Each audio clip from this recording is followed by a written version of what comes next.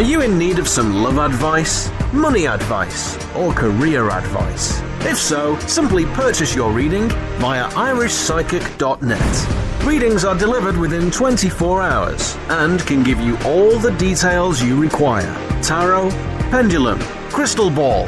The answers all lie within. Readings start from as little as €3, £2, $4. Log on today and see what's in store for you. irishpsychic.net for all your psychic needs.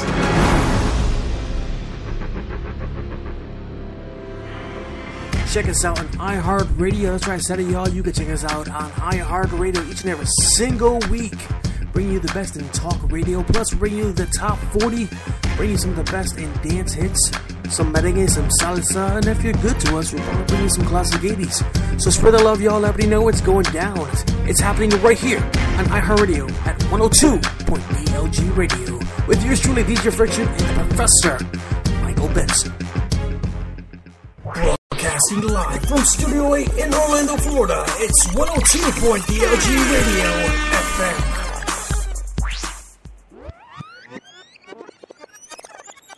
It's now time for the weekly rundown right here on iHeartRadio with your host, DJ Friction, Michael, the Professor Benson, and Kevin, the Iceman, Tapey. Don't go anywhere because it's about to go down right now. I know what you came here to see. If you're afraid, then you come on with me. Yeah, you listen to 102.DLG Radio. We are broadcasting live right now on iHeartRadio. Sit back and enjoy it, guys, because we got a very special show for you. Of course, I'm your host, DJ Friction, and joining me live in studio are my partners in crime, no other than Michael the Professor Benson and the Iceman, Kevin Tapey. What is going on, guys? How are you guys doing this evening? Yo, how's it going on? Hey, listen, Not man. much, hanging out. Ready for another show. Listen, I'm excited, man. We've been having some great shows, since the beginning of June. I'm not saying that we don't have great shows all the time, but we've been having some very, very exciting shows for the past couple of weeks, man. I'm really excited for today's show because Professor put something together special for us, and we're gonna kick some ass tonight. So for anybody who's listening, you guys, you don't want to change that channel whatsoever because what we got coming your way. If you're into the Bigfoot, you're into the paranormal, we got something coming definitely that's going to capture your interest this special evening. Hey, Mike, so you want to go ahead and let everybody know what's going on for today's show? Yes, we have a special guest, Rick Dyer, otherwise known as Mr. Bigfoot, the gentleman who had a BBC broadcasting series called Bigfoot. So, Finding Bigfoot is here. Rick, we welcome you from 102 DLG Radio. Kevin, DJ Friction, and myself, the Professor, welcome aboard.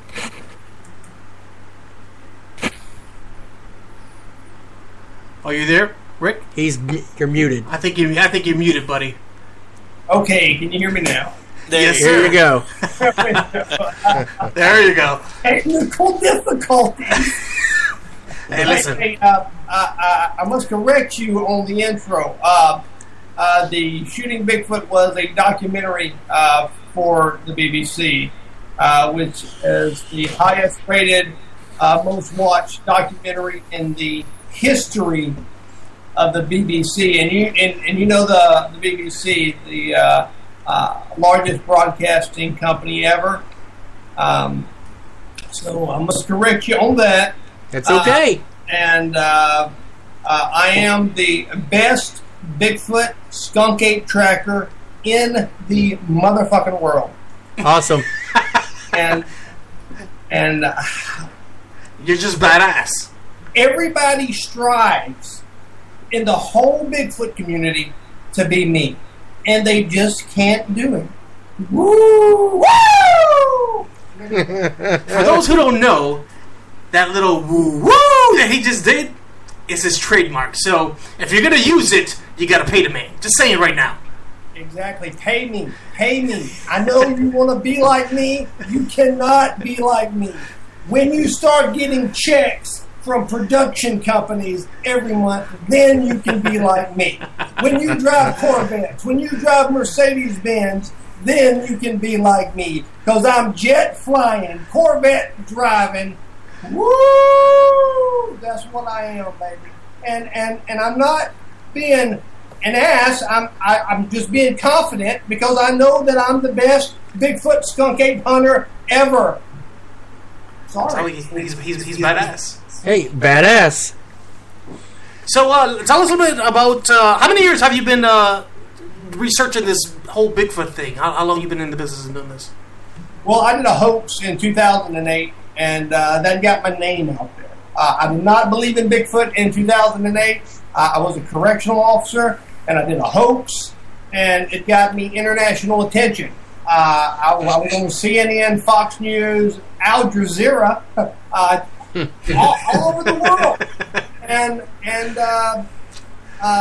ever since then, I have been believing. And on September 6th of 2012, I shot and killed a Bigfoot outside of San Antonio, Texas. But what I did after that, it kind of messed a lot of stuff up. Okay. And let me ask you, so what made you come up with the idea of wanting to do this Bigfoot hoax at first? Well, me and my buddy, which was a Clayton County police officer, we were hiking through the woods, and I said, look, there's a Bigfoot. And we both laughed, and then we decided, hey, what if we really did see a Bigfoot? And then one thing led to another, and we created this hoax. And just as we was creating the hoax and getting it out there, he got shot in a robbery at a Crystal restaurant. Oh my God. And he wouldn't interview with the news unless, and most people have no clue of this, but this is how it got really big. He would not interview with the news unless they talked about us finding a dead Bigfoot. And that's what blew it up. Gotcha. That's hilarious. So, Rick, tell us a little bit about your personal background and a little bit about yourself. I mean, what leading pre-Bigfoot, leading up to where you said you were a correctional officer? Yes, I was in the Army for 6 years. Then I got an honorable discharge, and then I applied for the Department of Corrections, not as an inmate. A lot of people out there want to be an inmate. Everybody So wants true. to be an inmate. I'm not an inmate yet. I'm not an inmate yet, motherfucker. Woo! I decided to be a correctional officer, and then the correctional officer just wasn't paying the bills. So what I was doing is I was making $800 every 2 weeks, having to babysit murderers and rapists. And so I decided to buy and sell cars on the side, and I was making a lot of money, like $800 every 2 or 3 days. And I said, wow, well, I'm going to get rid of this. Mm-hmm. And that's the same time this Bigfoot thing came in. And a promoter from Las Vegas, he actually offered us $50,000 to do this hoax. And wow, because I was a correctional officer and my buddy was a police officer, so we had credibility. And it just exploded. And unfortunately for them, they let me take all the blame. Oh, shit. And I have been living off that blame since. Thank you, guys. And then after that, I started. I actually got a call from a couple of TV shows saying, "Hey, do you want to do a Bigfoot show or audition for this?" I said, "Y'all do know I hoaxed that in 2008." And they said, "Yeah, we don't care because it's entertainment." That's Yeah, they exactly want it. you, yeah. So that's when I started to do expeditions. And I have been doing expeditions since 2008, and there hasn't been one expedition that I've done that did not sell out. And I was shocked. So the BBC called me in 2010 and wanted me to do a documentary with several other Bigfoot people. And I said, sure. And this was going to take place over years of following me and following the other Bigfoot trackers. Well, it started off as 10 Bigfoot trackers, and all these fuckers was boring, except me. And I stole the show. We were in San Antonio on September 6th of 2012, and I was just looking for a payday because they were paying me $15,000 every time I would appear in this thing. Wow. So I flew there and said, okay, well, I'm going to appear in this and bullshit this and bullshit that. And lo and behold, I actually shot and killed one on September 6th of 2012. And after I shot and killed one, everybody wanted me to keep quiet and sign confidentiality agreements and all this stuff. And I was, my ego just wouldn't let me shut up. I should have shut up. I should have just shut the fuck up and rolled on. But I didn't. And I wanted more money. I shot and killed the thing, but I don't have it in my possession, so I'm going to make me some money. You gotta do what you got to do, man. And I made me some money. And what I did was I got a costume designer to build a dead Bigfoot. And he built a dead Bigfoot. I think I paid him like $5,000. Wow. And that was cheap. And I finally got the Bigfoot, and I put it in a trailer, and I decided that I was going to go on tour. Well, I went on tour, and I went on a sold-out tour at the Alamo Draft Houses across Texas. I went to Daytona Bike Week. It was a great time in 2014 and made a shit load of money. And I received a lot of hate from that. But I enjoyed the hate. Hate has got me where I am today, and I'm happy. I'm content. So let me ask you this. Speaking of hate, I mean, you've been you're known for one of the best Bigfoot trackers out there. Now, how do you react to all the hatred that's coming towards your way? Because listen, you're not only, you're out there, you're doing your thing. Yeah, you're doing your hoaxes and stuff like that, but in reality, you said you did kill a Bigfoot. Now, you did mention, and I'm going to let you go ahead and talk about this if you wish, but you said, I don't know, next year you're thinking about, you guys are doing some type of documentary or footage on the actual Bigfoot? Well, next year, some more footage will come out. Okay. What I did, and it is another documentary for the BBC, and it will come out and explain everything that happened step by step with truth, with DNA evidence, with everything. I feel in 2016, I will be vindicated and still be on top. I'm on top now because everybody strives to be me. Everybody wants to be me. And I am the person that people tries to knock down off the ladder. But the more they try, the more popular I get. So, Rick, let me ask you. You said you never were able to gain the possession of the Bigfoot afterwards. Who does possess the Bigfoot? Is it the BBC? I cannot discuss that right now. Okay, that's fair. That's fair. But it is still intact, and it's still 100% there. And when you do the documentary, you're going to be able to divulge more at that point in time. Am I right? Just wait for the second documentary, and if you think that the first one blew your socks off, the second one is going to make you have a heart attack.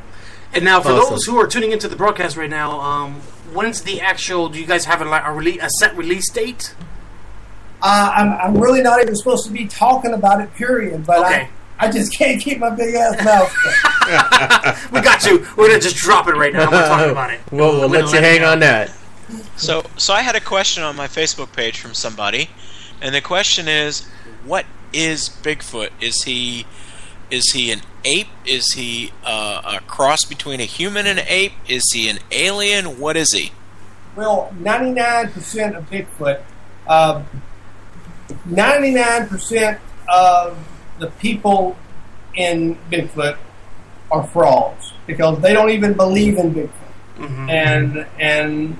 And for the 1% that do, Bigfoot is a bipedal creature that roams the woods. And I know that sounds crazy as hell, but I killed one, and I know that Bigfoot exists.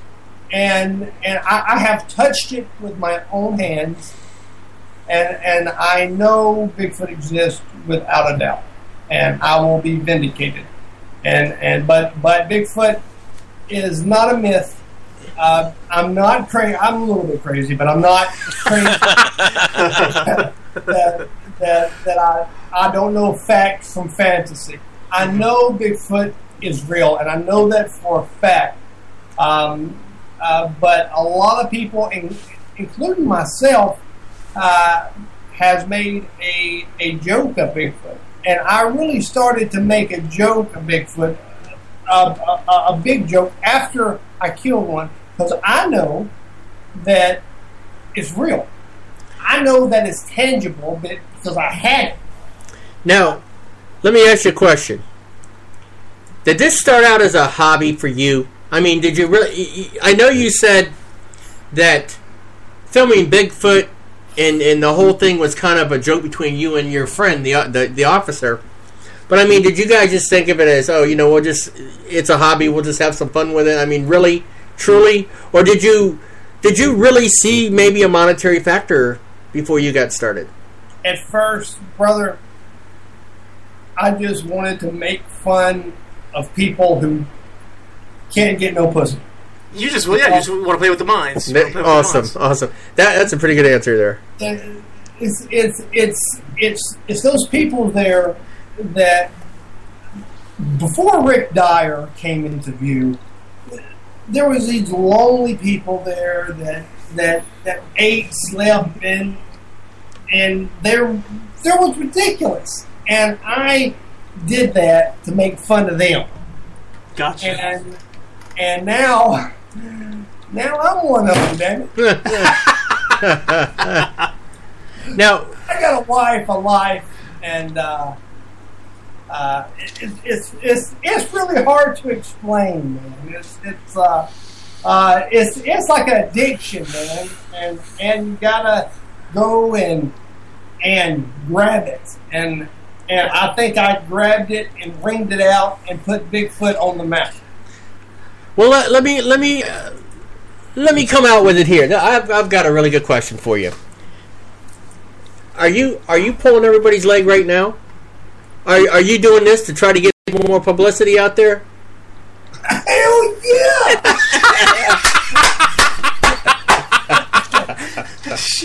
I love it. I agreed to appear on your radio show to promote myself. Woo!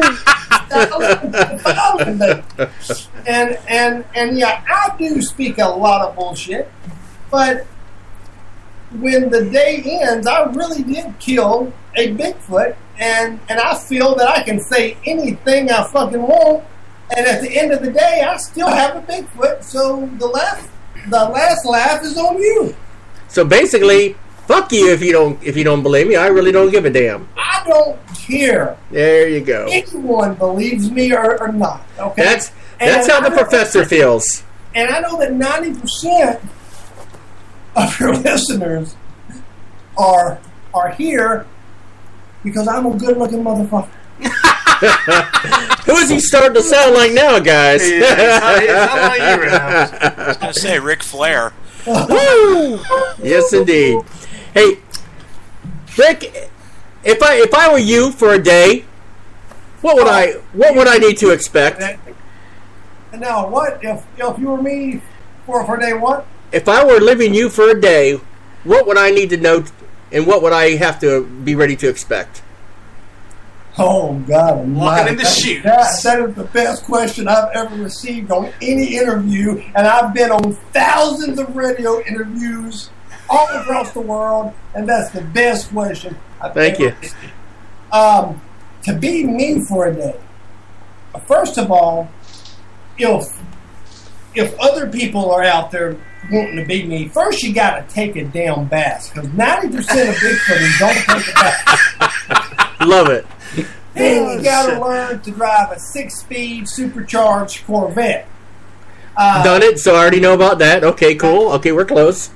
And then you got to learn to just talk. Just talk, and don't give a fuck about what people thinks about you, about what people are saying about you, how you talk, how you dress, where you wear your cowboy hat. I have so many fuckers that comment on my Facebook page, I hate you. You look stupid in the cowboy hat. And I say, thank you. Thank you for thinking about me. And that's when you say, get the fuck off my Facebook page.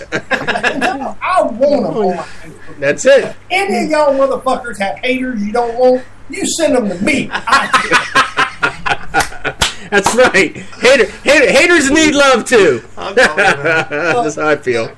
I wake up every morning thinking, what the hell am I going to do? Do I have a job?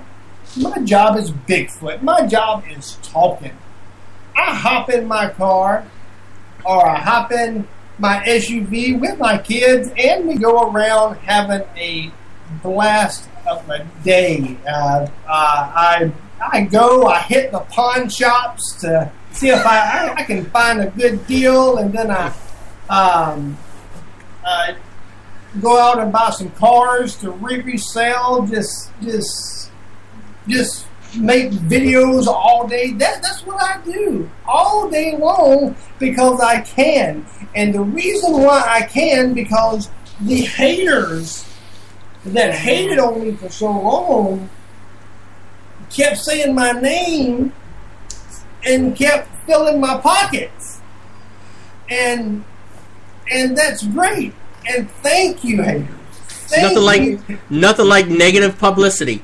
Now, I know who you are for a day, but we people like you and I always have that solid ground behind us. And I met your wife that day that we talked, and you got a pretty little filly there.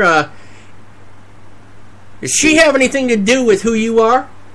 Oh my goodness, my wife and kids are at the pinnacle of who I am. They love who I am.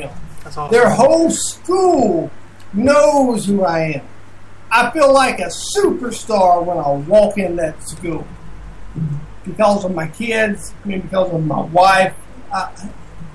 Folks, I couldn't do this without my wife's support. Exactly. She holds the key to everything. Now, she's not going to let me go to China by myself. That's for damn sure.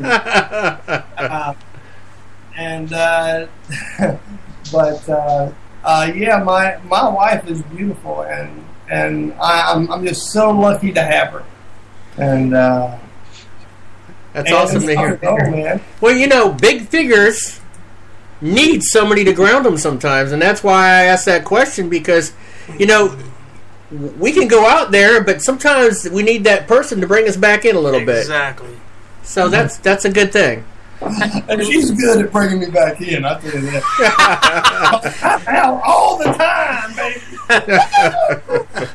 Let me ask you. I was doing some research on you yesterday, and you recently put out a video, a very interesting video, and the video consists of, can the Bigfoot community live without or survive without Rick Dyer? Explain this. And I make a lot of videos, but that one it's just that they all love to talk shit about Rick Dyer, okay? But when my name comes up, like a couple of days ago, there was this Bigfoot group that I don't give a fuck about. It's a Bigfoot colon something. And a buddy of mine that's in there said, hey, try to join this group. And I said, okay, fine. So I tried to join. My post, just them mentioning my name, Rick Dyer tried to join, got over 600 responses. Wow. And people hate me. That is the exact opposite. That just keeps me going. Well, if I had half your hate, I'd have a whole hell of a lot of love, I think. Damn right. I do have a lot of hate, and a lot of hate has calmed down a little bit. I have to do something to rile them back up. You know what? The thing I like about you, man, is you're so straightforward, man. I was telling you this before we went on the air. Listen, he's no taking bullshit type of dude, and that's what I really like about him. Hell yeah, man! And listen, my next question to you is going to be, for the longest time, people have stated Bigfoot is a myth. Now, what were your thoughts on people who still don't believe in Bigfoot? Well, look, man, I am full of hot air 99.9% of the time. And when I did shoot and kill a Bigfoot, I knew that people wasn't going to believe me without proof. And people still, they will not believe me without proof. And that's okay with me. Because what I will do is I will collect the money now when you don't believe me, and I will collect the money then when you do believe me. Cha-ching, baby. Let it ring. Look, folks, I can't sit here and convince people that Bigfoot's real. They have to have a sighting or something that is close to them. But no one can really convince you that Bigfoot is real unless there's tangible proof on the table. Now, you've traveled all around the world. What's been some of your most favorite spots that you traveled to do the search for Bigfoot? I like the UK. I like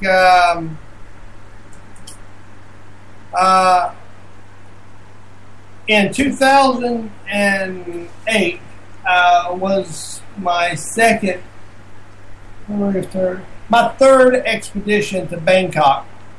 Wow. And what we were supposed to do, and this was before I got married, folks. So speak your shit. We won't hold it against you. But we were supposed to stop in Bangkok for one day and then go on to the Thai jungle to search for Bigfoot. Well, we got to Bangkok, and we never left Bangkok for 2 weeks. That's funny. That was an awesome time. If y'all have never been to Bangkok and y'all not married, y'all need to go to Bangkok, Thailand. Well, Rick. Oh my God. Hey, Rick. They don't call it Bangkok for nothing. Your fantasies will be fulfilled. Oh, I dated a few Thai girls. I was in Guam for 2 years, in Hawaii for a year. I dated a few Thai girls. Lucky you. Yeah, Bangkok is awesome. I could do a whole show about Bangkok. I bet you could. Oh my goodness. Bangkok is oh my goodness. They're not letting my wife hear me talking about that. So you've been all over the world tracking Bigfoot. I have a question that may sound odd, I don't know, but is there a similarity between all of the are they all similar, or are there slight differences based on the region? Because I know that there are some that are, allegedly white, some that are brown. So is there a difference around the world as to what people report seeing? Yeah, the language they speak, Kevin. I get that, Mike. It's like, and I got a story on the Russian too. about Big Bigfoot, but I will tell that after I answer his question. The differences are subtle, like the Yeti, the skunk ape, the Sasquatch. They have all kinds of names for them, but basically they're one and the same, so everybody should just say Bigfoot.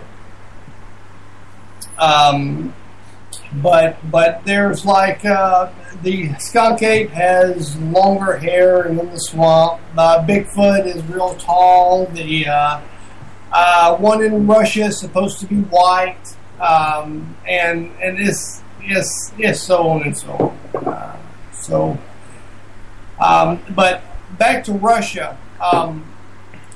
I was doing an expedition there, and we advertised in Forbes magazine. And we got doctors and lawyers and all kinds of people that either went or they send their sons there. And we did a expedition in Russia, a little town outside of a place called Saratov. And it's the first time I ever been there, and it was a group of 10, and I was arguing about having to hire a military guy, and I didn't want to hire him. And they said, you need to hire him because of the bears. And I said, okay, whatever. So we tracked in, and it felt like we'd been walking for days, man, but it was probably about 10 or 12 hours. And I heard this guy in Russian say, bear, bear. And I heard boom, boom, boom, boom, boom, boom, boom. I was like, what the fuck is going on? And I was being a little bitch. And I drop a clip and hit another clip. I said, holy shit, are we being attacked by terrorists? Boom, boom, boom, boom. It was a fucking bear running towards us. It looked like we're in the fucking movies and shit. And like 10 feet before he got us, man, he dropped dead. Oh, man. Oh, that's hilarious. My God. And then all the time we spent walking and shit, the fucker calls in on the radio, and like a family in flip-flops comes tracking through the woods, starts jacking the bear's legs off. And I'm like, what the fuck is going on here? Oh, shit. That's just hilarious. That is hilarious. Oh, man. So, let me ask you, you know, I was, like I said, I was doing some research on you yesterday and stuff, and I see you also dipped your hands a little bit into the paranormal stuff, too? Yes, I have a buddy and partner by the name of Biff Burke. He is my right-hand man. He will be moving down here to Florida soon from Maryland. And we are going to attack the paranormal world too. And we're going to separate fact from fantasy, because there's a lot of people out there that loves to make up stuff, and that's okay, because I love to make up stuff too. I gotta attack them for fun. We got to do a day out there on the streets, because I know there's some fucking paranormal out there. Oh, absolutely. On I-4, bro? Yes. Oh my goodness. On I-4, there is all kinds of stories. Right at the Sanford Bridge and stuff. Yes. And then I'm filming a documentary now that I'm producing called People here in Daytona Beach, Florida. And I'm interviewing homeless people, prostitutes, gangbangers. I'm interviewing everybody, and it's going to be an awesome documentary. Now, what made you want to go ahead and shoot this documentary called People? Like, what's the meaning behind it all? I know you want to kind of like maybe follow in the footsteps. Have you ever been on the streets in Daytona for a day? Well, yeah. Come on now. No. I mean, really on the streets in Daytona. I've been to very bad parts of Daytona. I'm saying, have you ever been just on the streets? Not been there, but been on the street. Yes. Well, not living on the streets, but... that's what I'm asking you. God damn it. Welcome to our reality show. Hey, Rick. Rick, some of these guys that I'm dealing with are sheltered. They haven't really seen a lot in their life or been around a lot in their life. See this on camera, right? But I have. I've been on this. Not homeless on the street, but I mean I've run the streets. When I was younger, and I've been all over the place. I've been to 35 different states and out of the country, and I've seen some crazy shit. And I'm a 3-time cancer survivor, so I never really cared a whole lot about dying. I just wanted to live. So I can attest to what you're saying on the streets, and I've been a pawnbroker for close to 25 years, and I see all kinds of shit that people would never imagine, and you know what I'm talking about. So hats off to you for wanting to go out there and get another perspective on what these people are and who they are, because it's a whole nother world. Exactly, and people can catch some clips on my YouTube channel, Rick Dyer. Now, these clips are not good enough to be in the documentary, either because of the people, they're drunk, they're high, or they're just whacked out. Mm-hmm. Or maybe the lighting is bad, like the one I posted yesterday, and the sound was terrible. So there are certain clips we can't use that I will go ahead and post on YouTube so people can get the feel of what this is going to be about. And we're going to interview a lot of people. The hardest ones to interview is the Salvation Army. Wow. And I know that this is getting off the subject a bit, but most people don't know that the Salvation Army charges the homeless $10 a night. Yeah. And they can barely get money in their own damn pockets as it is. Well, and they have a list. They have to sign up for that list, and if they don't make it, they're on the street still. What, $10 a night times 20 beds times 30 is what, $6,000? Yes. Okay, and plus the donations? Come on now. That's a racket there. I think that we should help these people and not try to make money off of them. And that pisses me off. Do you know what I've been as far as doing this.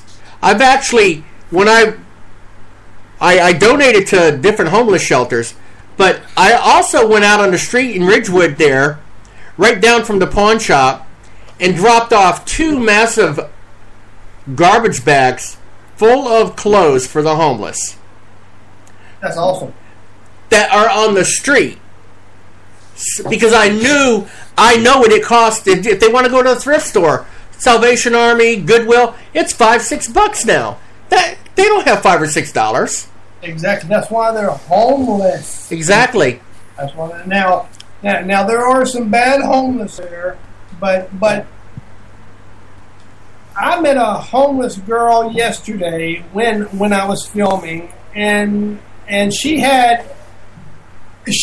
was living paycheck to paycheck, man, and then she got arrested for no insurance while going back and forth to work, and they took her car, they put her in jail on a $100 bond. She couldn't make it, and she lost her apartment, she lost her car through impound, she lost everything, and her driver's license. That's some fucking shit. She lost everything. And that's terrible. Mm-hmm. And the Daytona Beach police don't help. Every single homeless person I interview, they harass them. Every single one. Every single one. Well, when I was a teacher over at the college in DeLand, it'd be 9:50 when my class ended, and I had girls in my class who would come up to me, or in another class that would come up to me or one of the other teachers as we were getting ready to go home and say, my ride never showed up, I have no place to go. And then I would be like, well, what do you mean you have no place to go? Well, because I'm homeless. So, we would be scrambling to find shelters for these young girls who are actually going to college trying to make it, trying to get off the street, trying to get out of, and most people don't know is, if you got woods next to your house, you might have somebody homeless sleeping in those woods. Because because there's little camps, all homeless community camps all over the place through the woods, and the average person does not understand this. They have no reasoning to understand this. We actually got a comment coming in right now into the chat. Jim says our system is highly broken. Oh, it's not broken. It's fucking shattered. Yeah, I mean it's fucking law enforcement. It's shit. Why do you think I carry a gun? Well, you gotta do what you gotta do. Dead serious. I mean, No, I it's true. don't trust it. I totally understand. So you do have an organization that you do run. It's called E.C.H.O. Want to go ahead and explain to everyone please. what I was going to ask is about all that. about? It's called Team E.C.H.O. That's Paranormal Big Foot and UFO that me and my buddy Biff Burke started. And Biff Burke is just a great human being to be around, man. He helped me start this, and he's actually moving down here to Florida to help me run it, because I am a busy man. Mm-hmm. And that's a true friend. And if you don't mind, I'd like to talk about what it is to be a friend. Go for it. Man, I have been, like, when I was at the top of my game, with the sold out tour, man, I had plenty of people coming to me. Oh, Rick, you're the best. I only want to help you out and do this and do that. And when I fire them or get rid of them, or when I don't give them money, they go on a radio show and talk shit, or go on TV and talk shit about me. This man has been through the good times, the bad times, and now the great times with me. And I want to say thank you to Biff Burke, Walter Shrum, Jackie Pridemore, Carolyn Clark. It's a bunch of them. So many I cannot name. Tim Frick. It's just so many. And I want to thank you for supporting me. And if I forgot your name, I'm sorry. You're in my head. It's just, we're live, so I can't think of it. He's in a hot seat. All right. So I've been trying to jump in here, but you guys were on a roll, so I didn't want to disturb the roll. Jump. I've been talking with somebody offline about some of the stuff we've been talking about on the show here. More specifically, Rick, since I haven't talked a whole lot at all, which is unusual. But the I-4 thing you guys were talking about, the person I'm chatting with was telling me that along the I-4 corridor there were people buried many, many, many years ago who had yellow fever. And rather than moving them, they left them there and built the road across the top of them. Mm-hmm. True. And that could be the source of some of the either paranormal activity or strange things going on. And she's also the person I'm chatting with, she's also a big Bigfoot fan. So she knows who you are, of course. And she does quite a bit of reading. And she wants to know your take on the idea of, do you think Bigfoots have telepathy? I know it's an odd question, but I'm asking anyway.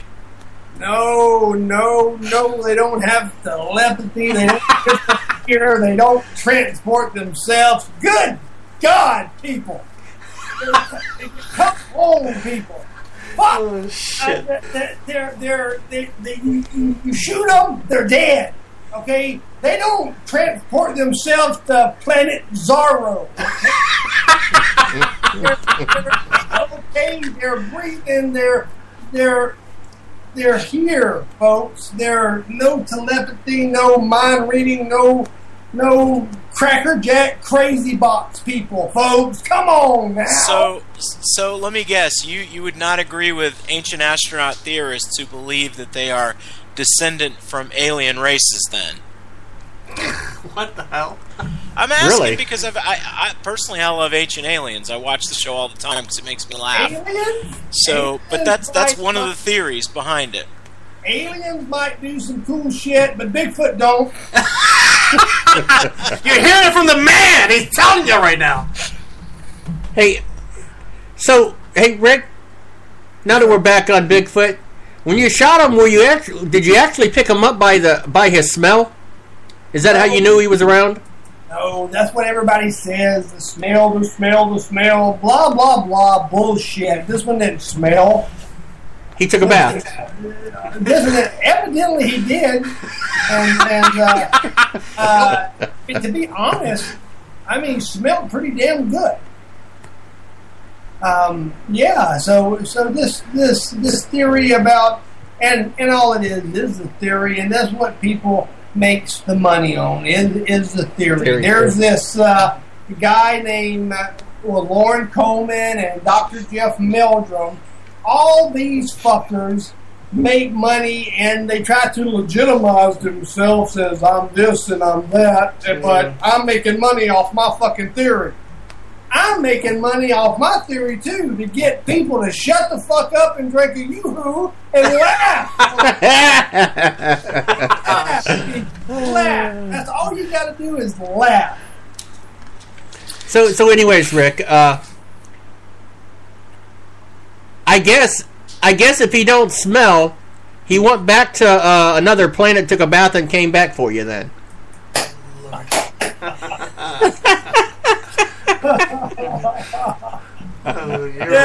He fucking teleported himself. Teleport, that's it. Oh, he shot me.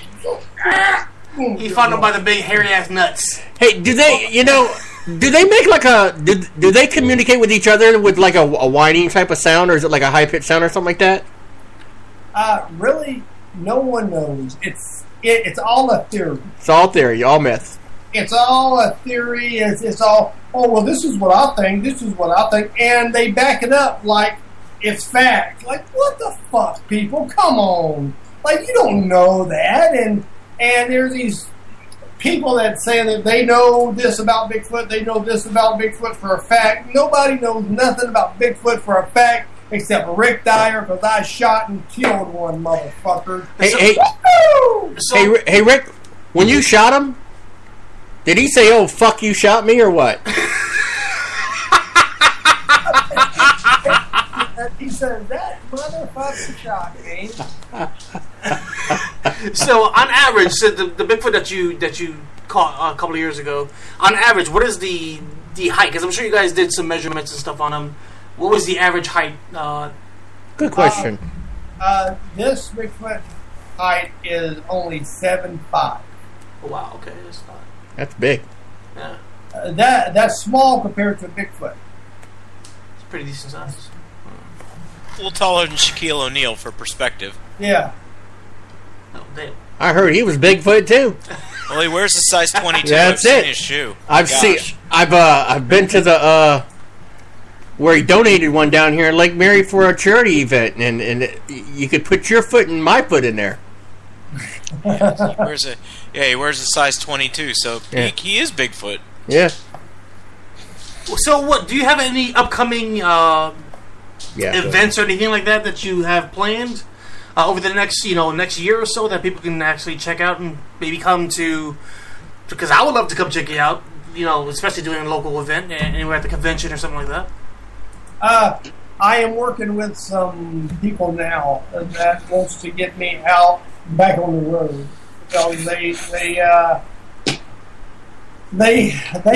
I'm a sellout, and not the sellout in a bad way, but if you pay me enough, I sell out whatever. But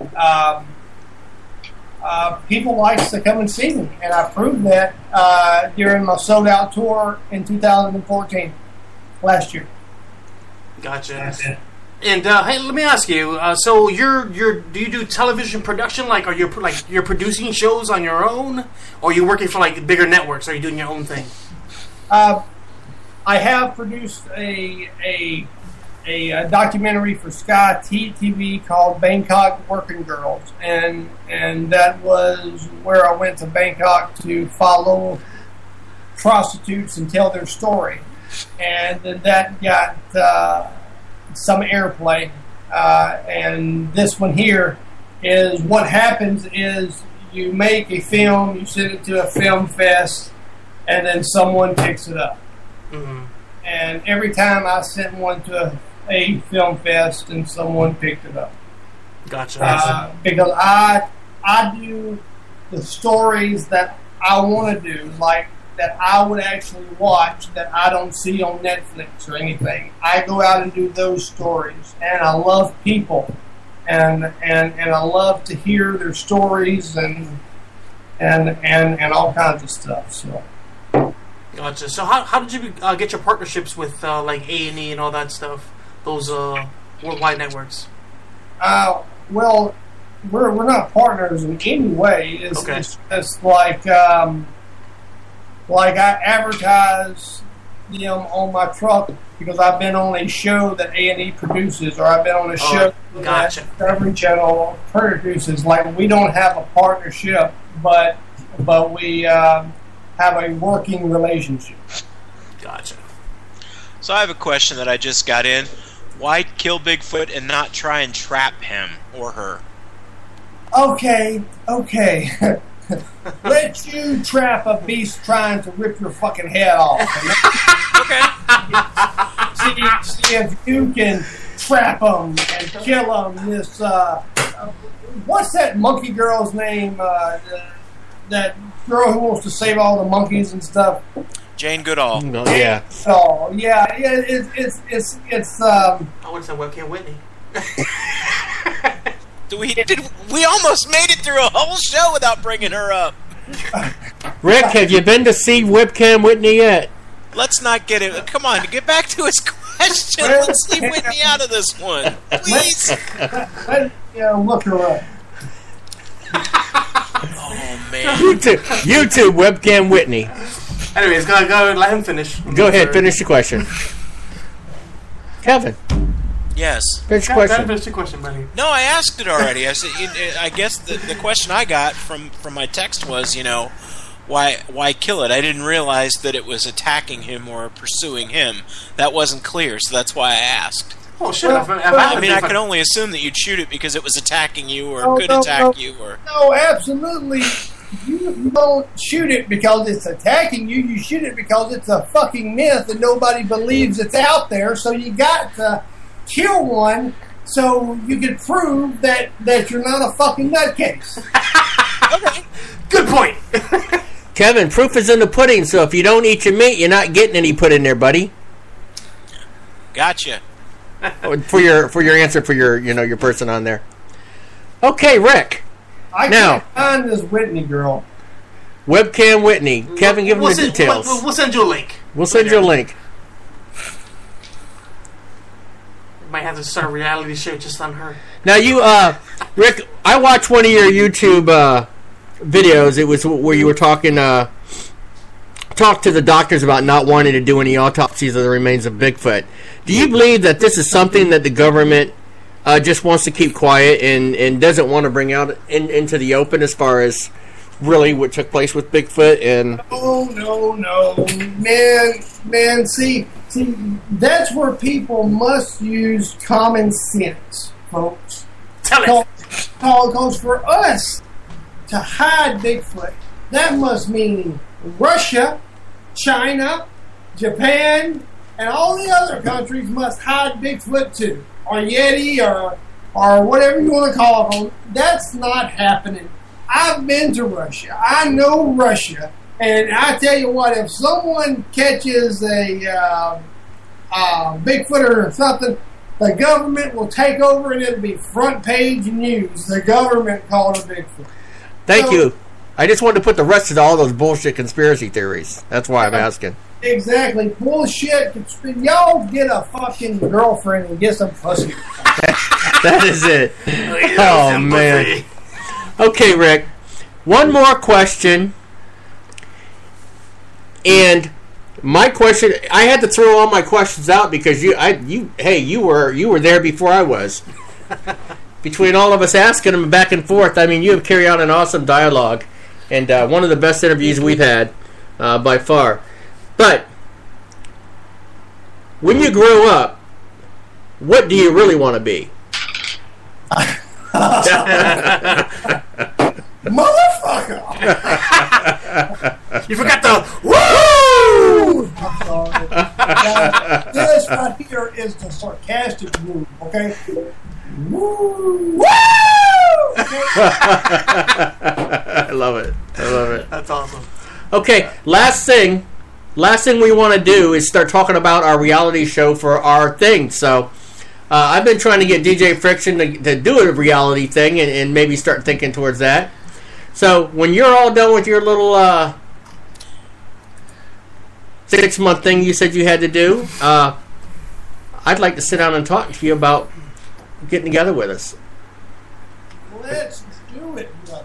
Let's do it. And Listen, I think it would be fun, if anything. Listen, I'm gonna tell you right now. If you ever need somebody to jump on the bandwagon, help you with your paranormal shit, I'm down. That's I'm ready right. to jump in there. Because I love paranormal. Don't you play me right now. Rick, he loves paranormal, but he's a pussy. He'll be the first motherfucker in the corner screaming like a bitch.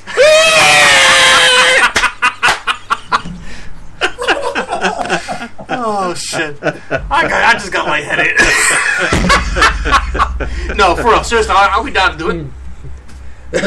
Yeah, we love it. We love it. Absolutely, get with me, bro, and we go do it, man, and have some fun, because that's what life is about, folks. Is having fun. You only live one time. I was talking to a guy in the auto parts store a couple of weeks ago, man, and I didn't know him from nothing, bro. And we got to a conversation, and this guy was happy about going on the cruise the following week. And I went back to the parts store a couple of days ago, and they told me, hey, dude, that guy that you were talking to got killed right after he left here. Oh, shit. Oh, man. And this guy was my age, 36, 37, man, and that hit home, man, because 1 second you are planning your future, and the next second you're lying in a coffin. So get the fucking broomstick out of your fucking ass and have fun and live a little bit, motherfuckers. Drink a yoo-hoo and shut the fuck up. Woo! That's what you gotta do, baby. Yeah, 100%. Okay. Are you ready for some rapid fire? DJ Friction's going to ask you some questions, and he's going to ask them one right after the other, so you got to have that wit going there, buddy. But before we get into the rapid fire questions, I want to go ahead and let you guys know, if you guys want to check him out, he is up on social media. Check him out on Twitter. He's also got Facebook. We're going to give him that information in case they want to look you up. Go for it, Rick. I'm at the Rick Dyer Official on Facebook. My YouTube channel, just type in Rick Dyer. I have over 500 videos. And just type in Rick Dyer and even go to my hater site. Shit. Just go somewhere. Now, what about the official website? If they want to go check out your official website. The official website, I have plenty. It's TeamEcho.us. I have GetHighFilms.com. I have BigfootTracker.com. I have a load of websites, man. Just type in Rick Dyer and it'll take you everywhere. All right, so here's the rapid fire questions. What is the most important thing to you in a relationship? Pussy. Woo! What is your favorite food that you can't live without? Pizza. What top 5 music songs are currently on your listening device? All the songs from New Kids on the Block. You're fucking kidding me right now. About you in the summertime, whoa, and all the good times that we've had. Oh shit, he is not playing right now. Okay, that just came out of the blue. I was not expecting that. What's been your most embarrassing moment? Birth. What is your favorite movie or television show of all time?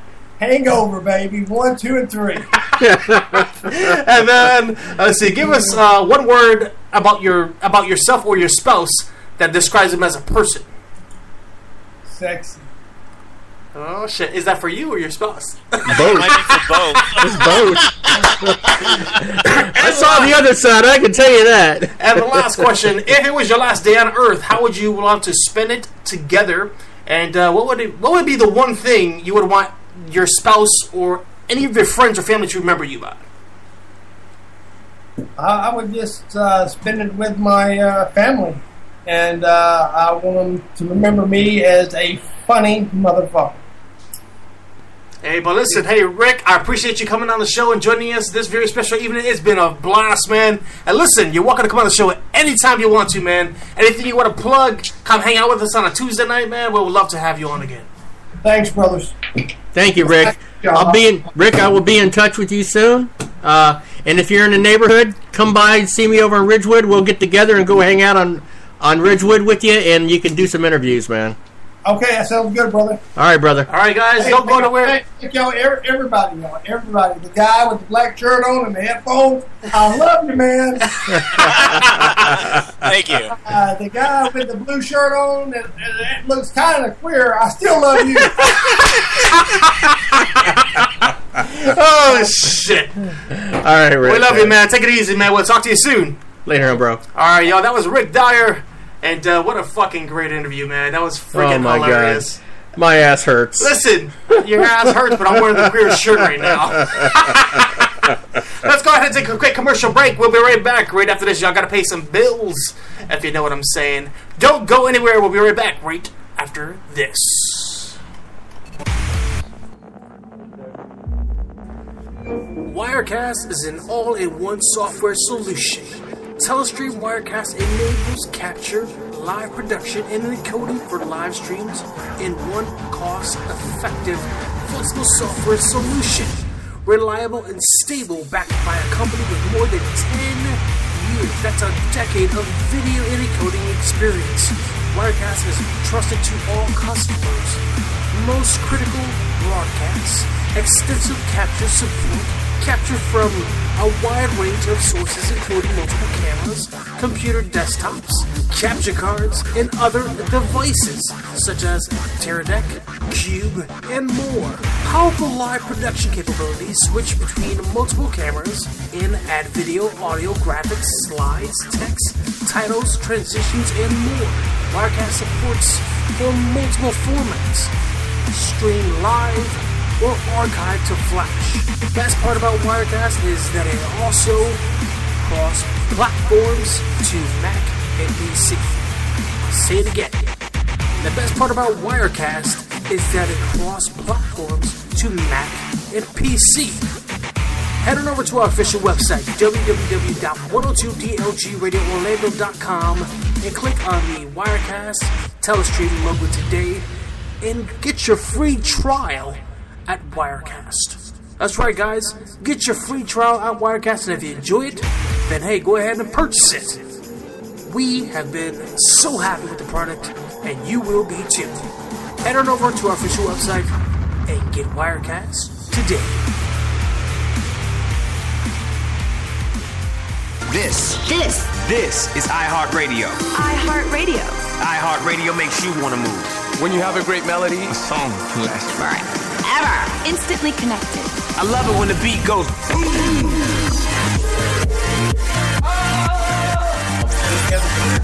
iHeartRadio is the way I get to you. The biggest song, the biggest artist, All in one place. iHeartRadio. I'll see you there.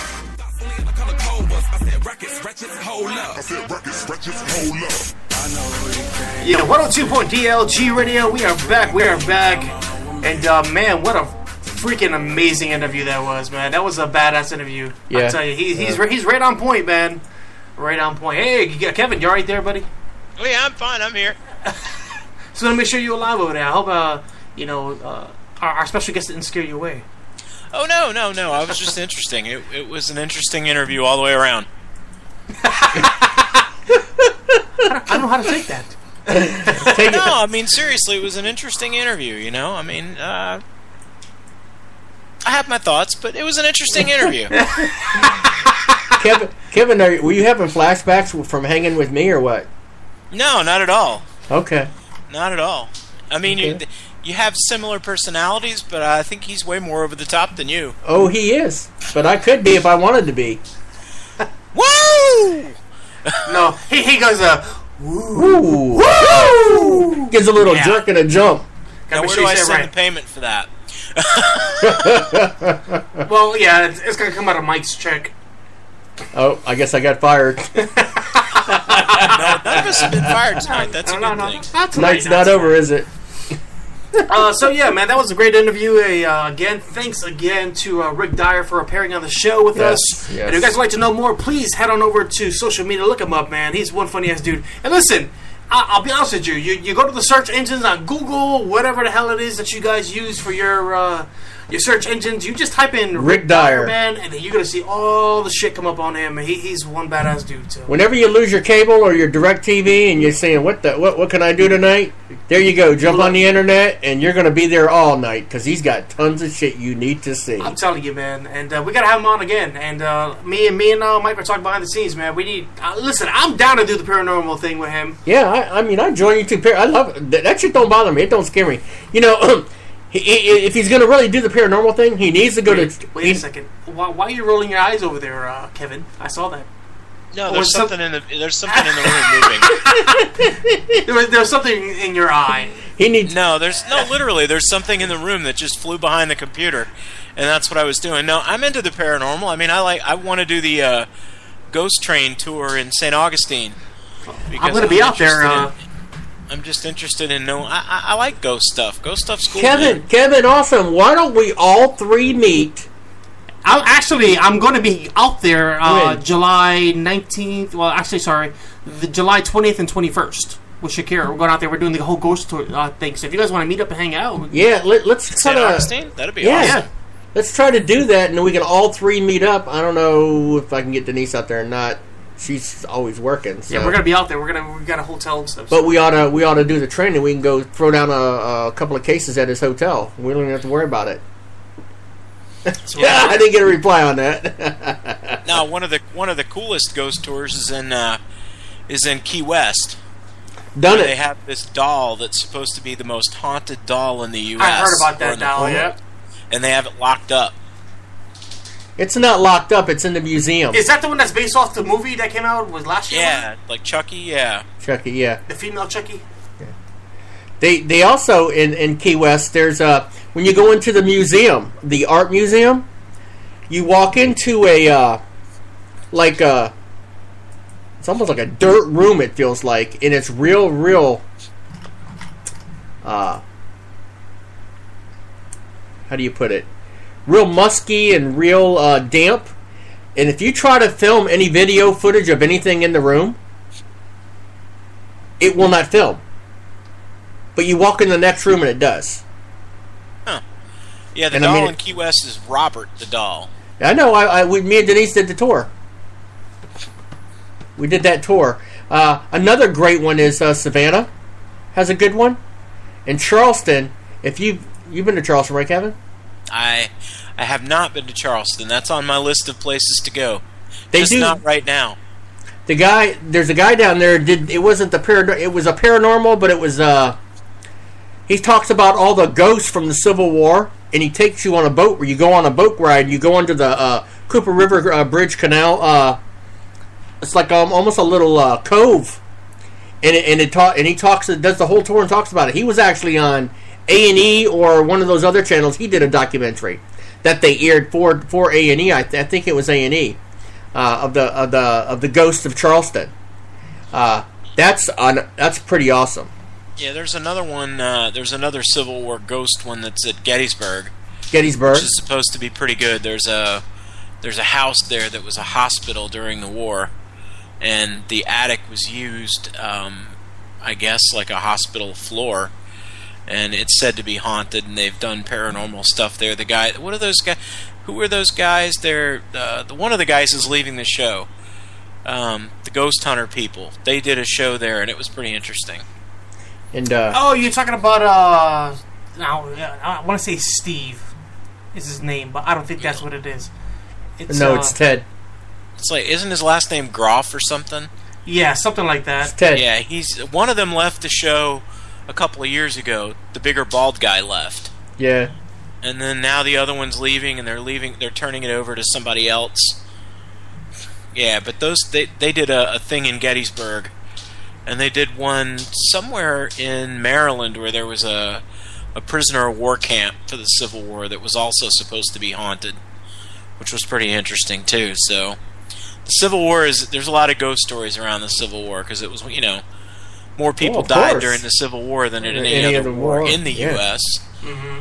on our soil at that. So exactly, and in strange places too. So, have any of you guys been to Salem MS?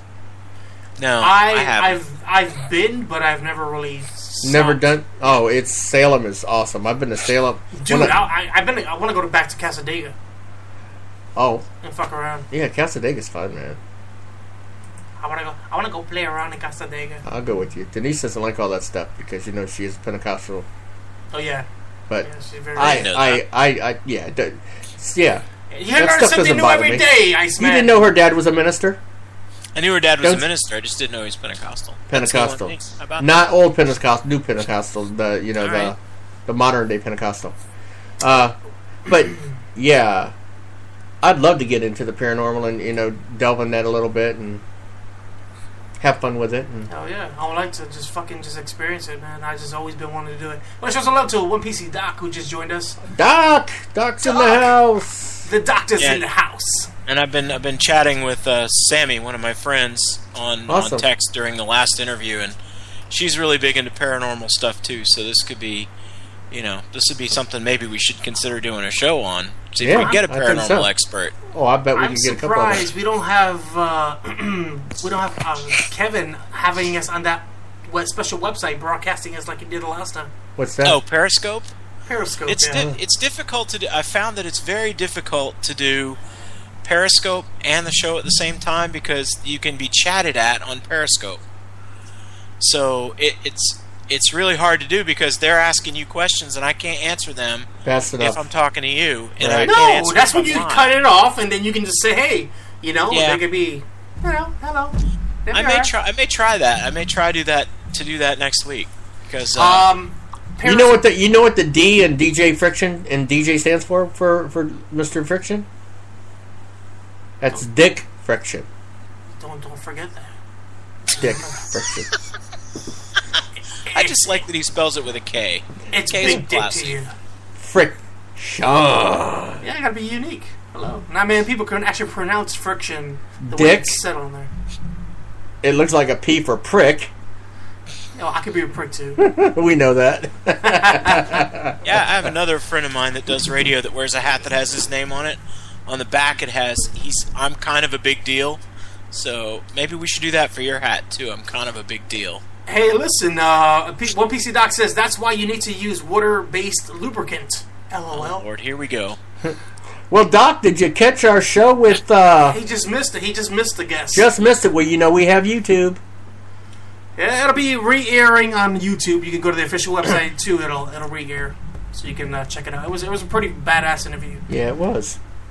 But what was I going to say? So, man, I don't know. So I kind of wanted to talk to you guys, but I don't know if I want to do it on the air or if I want to do it off the air. Do it on the air, man. Do it on the air. All right, so I was thinking, because I wanted to kind of do some stuff behind the scenes, so I was thinking about, I don't know how you guys feel about this, either taking 2 weeks off from the radio program or taking the whole month of July off, just to kind of get things situated. Because I want to... Okay, so there's some things that I'm working on. The first thing is I'm working on a brand new intro video that's going to play during our show, which I'm working on. Also, too, there's new software that I need to play with for broadcasting that I want to mess around with. Plus, are you sure you're going to have time to play with the material while you're playing with yourself? Hey, listen. All right, now. I can handle both, both things at the same time. I can handle. I'm talented. Okay. So you're ambidextrous, okay? As long as you got that down. So I don't know. Amphibious you guys tell me. It's something I've been thinking about. There's a couple of things that I've been playing around with. Well, if you want to take off July, and you want to do that I don't care either way. But you do a lot of shows, so I mean I do. Oh yeah, I do a lot. Yeah, I don't know. So it's up to you guys. If you guys want to take a 2-week break, if you guys want to take the month off, just let me know. Kind of figure it out. I think that's kind of your call because you're the one that knows the show the best. I'm up for either way because the second week in July I'll be in Titusville anyway, so it might be kind of hard to do the show from where I'm going to be, but it's really up to you. That says no vacation for you. Funny. That is so funny. So no, it's up to your call, man. I mean, I mean, I was thinking about it because there's a ton of shit that I need to do behind the scenes that I need to kind of get focused on. The radio show website needs a huge overhaul, and then I mean I like the weekly guests. However, some people are saying, well, maybe you need to spread your guests out a little bit more instead of having them every single week because they kind of miss us bullshitting against with each other. so I don't know. We'll figure it out. I guess I'll make the decision tonight. I've had some people ask me exactly what are you running down during the week. You just have guests on. And I said, well, the format kind of is we talk about issues that are happening since the last show. Mm-hmm. You know, we discuss what's going on in entertainment and sports and all that other stuff. So, you know, weekly rundown, we kind of gotten away from that. But, you know, the guests have been really good. I think the guests have been different. And I think we're reaching a different market with guests. And we've had some really good guests. Mm-hmm. Hold on 1 second. Y'all keep going. I gotta get my plug. So go ahead. Yeah, so I mean, we've had some really good guests. I mean, Steve and Jody were hilarious. Oh, we've had. Go ahead, Kevin. And their video with us, I watched that the other day. It was pretty funny. You could tell Jody was working through nerves during the interview because her perspective was different than what we saw. Yeah. Meg was hysterical. I thought Meg was great. Yep. And I went back and watched DJ's interview with EJK, which I thought was really good. I wished I could have been in on that one because I did have some questions about her music. But, you know, I think the guest format has worked really well.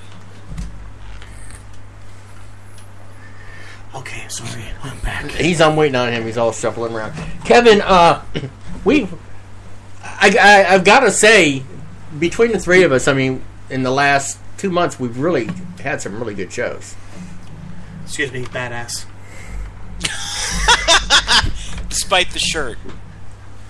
Yeah, despite the gay-ass shirt that Rick mentioned. He hit it right on the head. What's on your shirt? Are those Minions, or what is that? That's sunglasses. Oh, okay. With cruise ships. The Royal Caribbean! Oh, all right. I'm surprised you didn't even pick up on that, but I guess it's kind of small, so. Because I haven't really seen him because I've been watching on the JustCast site, so I've been getting a different perspective, whatever he puts up, because it's kind of cool to watch the show. You're right. Broadcast. I just kind of forget I'm in the studio now. I mean, I remember when I was over there, and I couldn't see a lot of stuff either, so. Yeah, no, see, and I put monitors on the opposite side so you can see things. Boy, we've come a long way, haven't we? We have. I mean, we really have. You know, we've finally got a third camera working so people can actually see in the studio now, you know. Kevin, I got a surprise for both of you. Uh-oh. I'm going to get DJ Friction here one of these days where he's off at the same time I am, probably within this week coming up. Tuesday and Sunday. I'm going to take him to the printer, and we're going to officially print some business cards for all three of us, and I'm going to pay for them. I got business cards already. Oh. Yeah, well, we didn't. And I've been have business cards, dude. You've been having. I've been asking for so long. So I'm going to take you up there. Where you can go to get yours done. Hello? No, you didn't. You didn't give me anything. Yes, I did. Yeah. So anyways, Kevin, I'm going to pay for him for you and me then if he's got his own. But I'd like to kind of redesign it a little bit. That's all. I like my cards.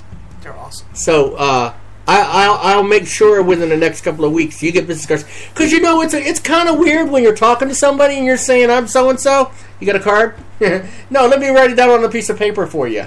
I've been in sales all my life. I'm used to having a card in my hand saying, here I am, this is me. Makes you kind of a little bit more official, doesn't it, Kevin? I think Doc is our...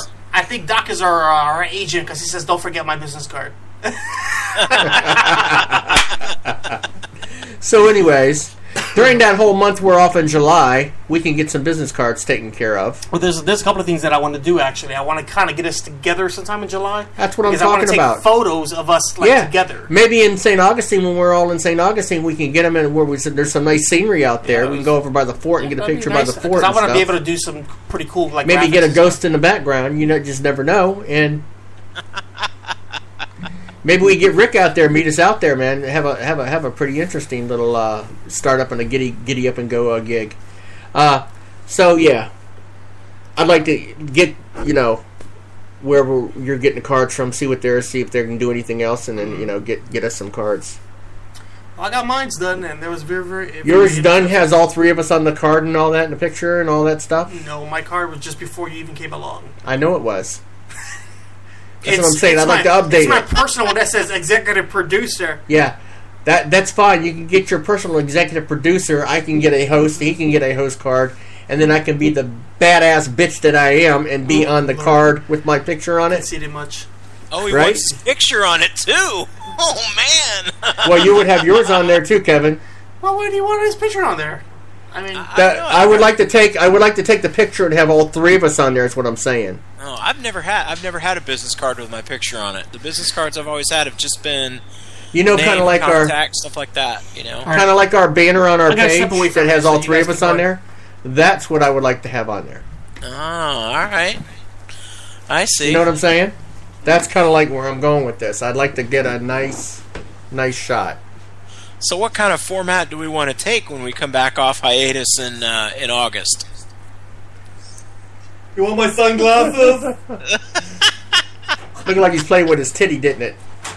Oh, Don't be jealous. Don't be a hater. Yeah. Whoa, whoa, whoa. So Kevin, I don't know, what kind of format will we use? I don't know, because I kind of like having guests on. I think maybe we could look at doing maybe a couple of guests a month. You guys out there listening, tell us what you want. Or if you're listening to us live or when you listen to us in replay, because I know we get quite a few that listen to us after the show's over already. Hit us up and just send us a note on Twitter or Facebook or somewhere and let us know what you want to hear. Maybe we could have an open mic Tuesday every month, at least one open mic Tuesday, and our guests could send us requests to do the open mic and come in on the show, and it would be a guest host night. That would be interesting. That would be interesting. Because then we're going to have kind of everybody of all different, and if they've got a major figure, maybe where they're at in their neck of the woods, they could bring them in. Now we're pretty universal. Now they're bringing in guests that they can interview live on our show. Yeah, I think it would be kind of cool to get more people seeking us out for interview time rather than us necessarily seeking them out. Well, it's baby steps, and we're getting to that point where, I mean, not that long ago we really didn't have any guests. It was me and DJ. Mm-hmm. And I know it was him and the diva, who was on the show with him, and then he didn't have anybody for a long period, and then I came on, and then it was just kind of hit or miss. We kind of got each other's groove and feel, and I started getting comfortable with what I was doing, and then he said something about, we discussed about bringing somebody else on or looking for somebody to come on, and that's when I said, hey Kevin, I think Kevin would be a great mix for us, and now you're here, and I mean, boom, in the past 6 months, you've come on. We've had a shitload of guests on so far. I mean, every week we've had somebody on for the past month. Yeah. 5 weeks, whatever, 6 weeks maybe. Going all the way back to the guy, I can't remember the gentleman's name. You know how my memory is, but the gentleman's name who was the guy who was on The Voice. The singer. Yeah, singer that was on The Voice. I've got it in my files, but I don't remember what his name is. Yeah, it's in the back of my head somewhere. I can't pull it out. Good guy, though. It was pretty good. Yeah. Pretty good. I mean, he was another good interview. He was the one we didn't have the technology for me to be on at the same time. Exactly. So I did the chat. End of it, right. That day. See, and I think that's another thing that works out, that could work out well for us if we get people to, if you're listening out there, we do have a chat on JustCast Live. And I've been sitting in the chat. One PC Doc is out there right now. And we had a couple other people out there during the Rick Dyer interview. This is a great way to interact with us. If you don't want to call in or you don't use Twitter or whatever, you can hit us up in the chat and we can, talk to you there as well as do the show. I'm toying, as I've mentioned before, I'm toying with the idea of doing Periscope during the show because if you don't have the Periscope app yet, go ahead and go out and get it, take a look at it, see what it's all about, because I'm here to tell you that Periscope, people will broadcast anything on Periscope. But my question is, can I broadcast on Periscope at the same time that I'm using everything else? Yes, you can, because it's done off your mobile device. As long as you have a way, there. As a matter of fact, there are a lot of news organizations now. So can I not do it via the PC or laptop? No, you can do it. You have to do it via your phone or an iPad. So you need a cellular signal, is what you're saying? No, you can. You just need wireless. Wi-Fi. Yeah. Wireless or a cellular signal. Okay. Like right now, say I want to go live on Periscope. But my question is, if you have your... We could actually go live on Periscope out on the street because of our mobile device. You can go live on Periscope anywhere, and it's crazy what people put on Periscope. I was on there today watching a guy drive to work in Los Angeles. It was insane. Why I was doing that, I don't know. So does it save the broadcast? No, it doesn't save the broadcast. Okay. So we're so it's just basically a live... So it's just a live video stream is all it is, and you can't record off of it. Unless you can figure out an app you can... Unless you can figure out an app on your phone that would record off the Periscope while you were recording, right? Exactly. So we're live on Periscope right now. We don't have anybody listening. We don't have anybody watching us. But anybody out there who has Periscope can look on the map. They'll see a dot, and they can click on the dot, and the dot might be Jacksonville, Florida. It might be Orlando or wherever you're doing it from. But right now we're live on Periscope. And if somebody clicks on the dot, they'll end up with my face or you guys right now. Hey, Periscope. Yeah, say hello. See, you guys are on Periscope now. Hey, Periscope. Hello. Yeah, and the other feature is there's a chat feature on here where they can chat with you at the same time you're doing it. A lot of the TV stations are using this. They'll put it on the desk for broadcasts, like their morning shows will do it. They'll have it on their desk, and while they're doing the news, you see them doing the news, but when they're in a commercial break or they're showing a story, they'll interact with people on Periscope who are watching their story at the same time. Okay, so it's really kind of a cool deal. If I'm pulling it up, you have Apple, right? You have a Apple phone, right? Yeah, Kevin? I have an iPhone. So what's the app? I mean, I just typed in search under. I know you have Periscope app, you have Periscope Twitter, Periscope Free, Periscope.tv. You have a couple of Periscope apps here. So yeah, it's just Periscope. Just Periscope. Just Periscope. And if you can't find it, go out to your browser and type in Periscope, and it's through Twitter. So you do have to have a Twitter. I can't see that. It's a big flashy light. No, it's basically a blue pear-shaped figure with an orange. Yeah, that's it. That's it. So we're live. We don't like have a anybody bat. in there yet, but you know. You know what I want to do? I'm sorry, I didn't mean to cut you off. Go ahead, finish off, and then I'll. No, go ahead. You find the good thing is that it has a map that shows where people are broadcasting from. So if you don't want to scroll through an entire list, you can just drill down to the people that are in Florida, and you can drill down even further and find out what city they're in.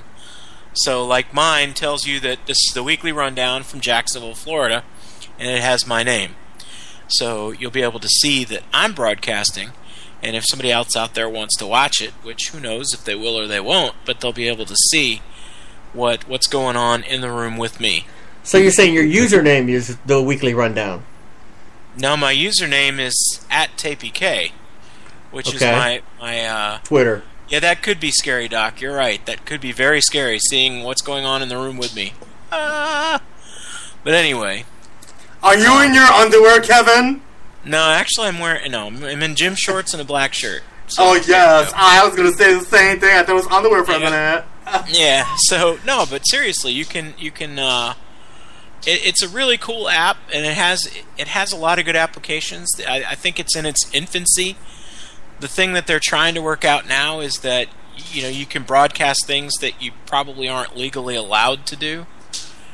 The most recent fight between Pacquiao and whatever that guy's name was broadcast on Periscope from somebody who had the pay-per-view channel, and then people will take it into movie theaters and broadcast the movie on Periscope. What they'll start doing is figuring out a way to use your ISN number to track that back and hit you with infringement rights. That's what they'll do. Well, the thing for the theaters is that theaters want you to post that they're there, that you're there, because it's good advertisement. But then again, they also don't want you to broadcast their content. There are certain concerts that you go to where they block the signal so that you can't get signal in the concert hall, because you can also watch concerts. I know Melissa Etheridge, she allows Periscope for her concerts. There's a couple other ones that I've seen recently that allow Periscope for their concerts. They don't mind if you broadcast that you're at the show. So let me ask you, since we're on the subject of like broadcasting material and stuff like that, do you guys have Instagram? I do have Instagram.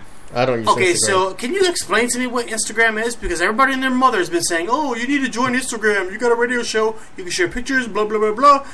Yeah, can you please explain this shit to me? I can. Instagram is basically just another form of like Twitter or Facebook, but it's more like Twitter than it is Facebook.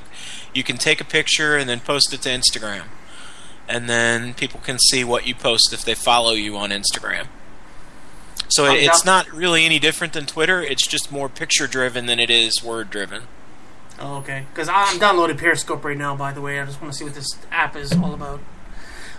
Yeah, man. So I've been thinking, man. I really want to try to start using Google Hangouts somehow, some way with our broadcast.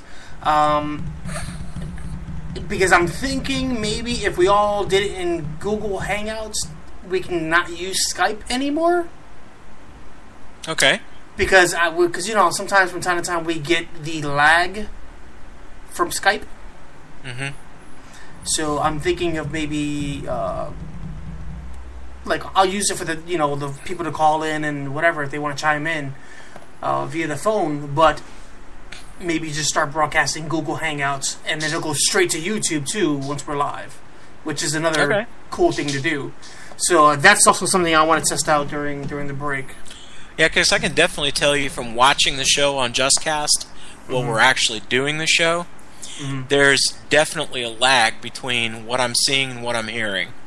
Well, there should be, I want to say, anywhere from like a 10-second to a 20-second delay.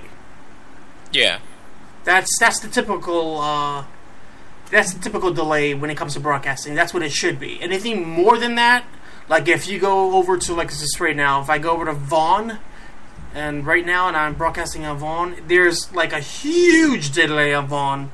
I'm looking probably like a 3-4 minute delay, and that's because, yeah, it's because I got so many programs opened up on my computer here. So yeah, so I want to be able to go ahead and fix that and make sure we're all on the same page. So yeah, I think Doc's right. He just said there's a 2-second delay on JustCast, and I think he's right.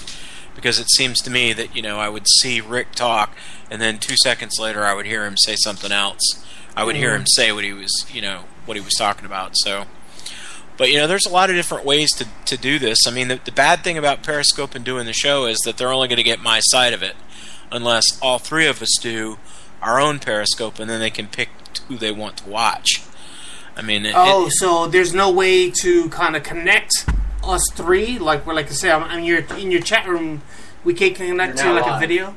You're live on Periscope. What I could do is when you're doing Periscope, I can take the headphones off, and then they would hear your audio coming through my computer. So there would be my audio, or the audio from the show, and then the video from here in the room. So get your selfie Dixie stick. Hang your phone, put Periscope on it. You can do our whole live production on Periscope with your selfie stick. I don't have a selfie stick. Now the other thing you were talking about doing, you need to help me out with, is you wanted us to start doing video logs. What did you want those to be about? I mean, what do people want to hear us talking about? Well, pretty much doing your own video vlogs, like your rants, pretty much. And I started working with Mike a little bit on it already. I've got it loaded. All I got to do is record off my laptop. Yeah. What I wanted to do is, like, on a day off within the next couple of weeks, I want to sit down with both of you guys on video and just kind of go over things. Kind of do, like, a tutorial with both of you. So we just got to find, maybe do, like, a Tuesday or something, like, when we're not broadcasting. So, Kevin, how do I turn this off? Just by... Frickin', how do you turn Periscope off? No, on the apps. Once you're It goes off once your phone dies. Once you close No, the just app, like it's off. just like any app, it is off. Because some of them will stay on while you're take if it you don't home. go into all your settings and turn them off. That's why I'm No, asking. the only thing with Periscope that I worry about is the location services. Exactly. That's why I'm asking. You know, I mean, because you it can wants shut location, video, and services audio. off for it. Yeah, there's a way to do that. Yeah. You know, if I'm exercising my monkey, I don't want to know that I'm on Periscope exercising for everybody. You know what I mean? It's I now okay. have two people. I now have two people watching me, just two. So I they had it seem on there. entertaining. So what do? When the pin shows your state, where shows you, it shows the state down there, and there's like a little location tag on the map. Yeah. They just click on there, and they can see kind of who's on there, and that would be you or me or whoever. Yep. They click on what they do is they click on a bubble that has a number in it, and that number will tell them how many people are broadcasting from that area. And then there's a list that they can pick from. The And the drop key down is, on the side, you'll see all the names and stuff, right? Yeah, it's down at the Okay. bottom, and then I put in the weekly rundown. Now, if I wanted to get more viewers, I could probably put something in like "See Me Topless," and I'd get tons of them. But I'm not going to do Show that. me your 'cause no one wants that. titties! When can you put that? When can you put your title in though? That's what I was looking at. I just loaded it. When you start the broadcast, When you type in. It says, "What are we seeing?" That's okay. Where it says, "What are we seeing?" You type in what you're seeing. Okay. So if you're doing the Friday morning jam show or whatever it is, you type that in. That's what you're seeing. You can type in as much as you want almost. I could You can probably type do in some. hashtags. You can type in all that stuff. I could probably do some pretty good ones. But this is how we get the weekly rundown out there. Right. If you like it, you could. I drive every day to work an hour, right? So if I put it on there and I kind of put it on my little dashboard, and it sees me, and it's Just understand that when you're recording yourself, it's only gonna be live. It's not gonna be recorded. No, I know that, To anything. but I'll be talking live on my road trip. I could use it as my daily road trip. Make sure you get a selfie stick. No, I'm just saying, my daily road trip, right? And while I'm doing my daily road trip, I could say, on the weekly rundown, we were talking, and that's where I could sit there and talk independently kinda about give what we updates, were yeah. talking about on the show and everything, right? Yeah. Well, so if, and one person just mentioned here on my Periscope that if you are doing Periscope broadcasts, the one thing that we need to make sure of is that people know there's a schedule. People know that we're going to do it. At a In other certain words, time. It you has to don't be a just regular need like a regular schedule, like when I do my Exactly. YouTube videos. That's what I'm saying. It's Exactly. every Tuesday, Friday, Sunday. If you want to see my Friday, crazy, Sunday. and I can call it the crazy fucking drive. If you want to see my crazy fucking drive, view it in every day at 11 o'clock when I leave my house. Well, see, yeah, and that's the thing is that you have to you got to keep it regularly, and the best way to drive it is the best way to drive Periscope is to get followers who are following you on Periscope, Right. who when you broadcast, they get an alert that says the professor's live on Periscope, and it will show them the professor's live on Periscope at Disney, because that's what you're talking about. Okay. So there are several people I follow. One of them is the British Museum, because they're doing a whole thing on the 75th anniversary of the Battle of Britain. Gotcha. And they've done some really good lecture series. So when they broadcast, it pops up. I can go to Periscope, and then I can watch and interact with the host. Oh, or I by can the send him a question, and then he can ask the lecturer a question. way, while we're on the air, so do you know Jerry Hudson? Do I know Jerry Hudson? Should I? Facebook. We were talking about something on Facebook. Oh, yeah, I saw that. I don't know him, no. Were you both? Are you friended on there or? No. You commented on it, which is why I saw it. Okay, I was wondering if we did have somebody in common as a friend, because he was a military brat too. That's why I was asking. No, you commented on his post. I know, and then that's I why I commented, saw right. it. Yeah, Okay. that's why I commented back, because that subject has been rattling around in my head since last night. Yeah, everybody, I think. Yeah. And personally, I don't understand. And for those of you that have no clue what Mike and I are talking about, No idea. we're talking about the Confederate flag in the state of South Carolina, which I think is just an absolutely stupid topic to be talking about, when the real issue is how do we improve race relations in this country moving forward. Exactly. Why we're worried about a stupid piece of cloth on a flagpole is beyond me. You know, Well, I get what people think it stands for. I get that. I understand that. Well, But- Kevin, I'm sorry about South Carolina. I'm from Charleston, South Carolina. I was in South Carolina.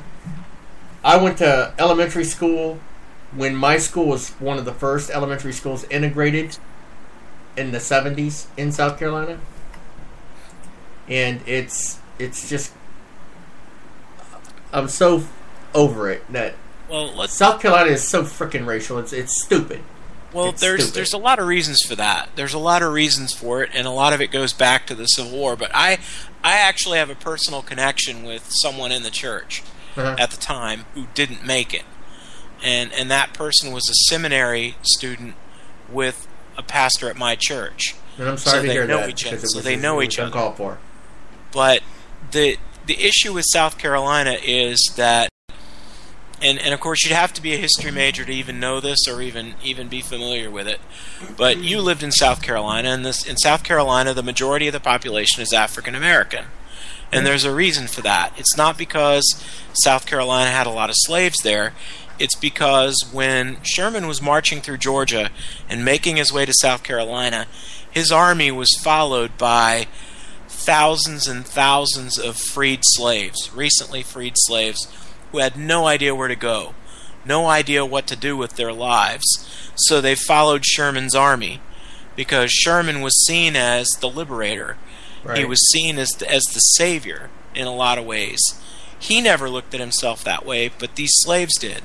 They looked at him as the savior from Mazzalinkin, as they used to say.